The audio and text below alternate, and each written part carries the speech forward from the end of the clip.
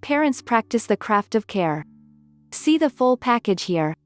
When Melina Abdullah mentions a forebear in the struggle for civil rights and freedom in this country, she often applies a familial honorific, Mama Harriet Tubman, or Mama Sojourner Truth. This feels apt, given that Abdullah, who was part of the original group that convened to form Black Lives Matter, serves as a kind of matriarch for the current movement in Los Angeles. She is frequently pictured with a microphone in hand, leading crowds in their demand for justice for a victim of police violence or for accountability from elected officials. At the start of these protests, she's known to call on her ancestors for guidance and protection, extolling those gathered to claim a lineage that is broader than their own direct bloodlines.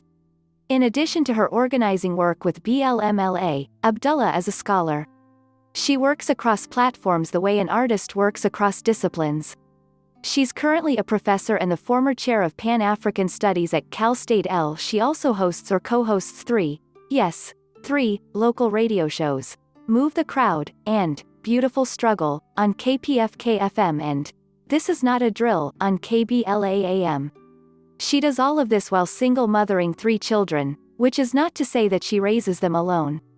In a 2012 essay on womanist mothering, Abdullah ascribes to a style of parenting that challenges the confines of the nuclear family, embracing extended familial and communal bonds, an approach that enables mothers to develop as full and complete human beings.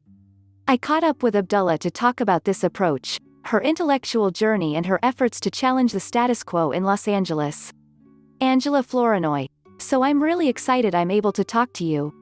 I've been thinking about finding a reason to speak to you for several years now, probably since I first learned about the Jackie Lacey Must Go rallies. One thing I'm really excited to talk to you about is motherhood.